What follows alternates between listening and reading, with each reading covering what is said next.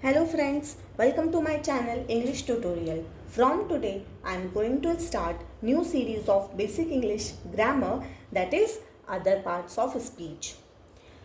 Till now we have completed primary parts of speech, that is noun, pronoun, verb, adverb, adjectives, preposition and conjunctions. If you have not watched yet, I have shared a link on my description box. You can check out for detailed knowledge. Now let's start today's topic, that is other parts of speech. तो सबसे पहले जान लेते हैं other parts of speech क्या होता है. Several classes of words that have unique grammatical function but does not fit into a single specific categories. मतलब इंग्लिश ग्रामर में ऐसे बहुत सारे वर्ड्स हैं जिनका यूनिक ग्रामेटिकल फंक्शन है, लेकिन वो किसी भी एक सिंगल स्पेसिफिक कैटेगरी में नहीं आते. उनकी जो कैरेक्टरिस्टिक्स होती है वो एक या फिर एक से ज़्यादा पार्ट्स ऑफ स्पीच को मॉडिफाई करती है. तो ऐसी जो वर्ड्स हैं, ऐसी जो क्लासेस हैं वर्ड्स के, वो कहाँ पे आएंगे? अदर पार्ट्स ऑफ स्पीच में. तो यहाँ पे हमारे पास 5 टाइप्स के अदर पार्ट्स ऑफ स्पीच है. चलिए देख लेते हैं. Particles, articles, determiners, gerunds and interjections. अब ये क्या होते हैं, कैसे हम इनको यूज़ कर सकते हैं, इनके फंक्शंस क्या क्या हैं, एग्जाम्पल के साथ हम इनको वन बाय वन देख लेते हैं. तो यहाँ पे है हमारे 5 टाइप्स के अदर पार्ट्स ऑफ स्पीच.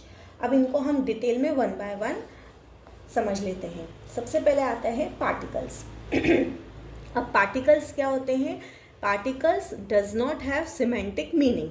अब सिमेंटिक मीनिंग मतलब ऐसे वर्ड्स जिनका अपना खुद का मतलब नहीं होता, अपना खुद का एक प्रॉपर सेंटेंस नहीं होता, लेकिन अगर हम उसे किसी वर्ड के साथ जोड़ दें या किसी सेंटेंस में यूज़ करें तो वो एक मीनिंग को क्रिएट करेंगे. ठीक है. अगर हम इनकी बात करें तो ये प्रीपोजिशंस जैसे होते हैं, लेकिन प्रीपोजिशन नहीं होते हैं. जैसे हमने पढ़ा था प्रीपोजिशन के टाइम पे कि प्रीपोजिशंस क्या होते हैं. प्रीपोजिशन हमें रिलेशनशिप बताते हैं ऑब्जेक्ट और other part of the sentence. ठीक है. वहीं पे अगर हम पार्टिकल्स की बात करें तो पार्टिकल्स यूज़ होते हैं to create phrasal verbs and form infinitives. Clear? Next आता है हमारा आर्टिकल्स. अब आर्टिकल्स की 2 कैटेगरीज होती है, डेफिनेट और इनडेफिनेट.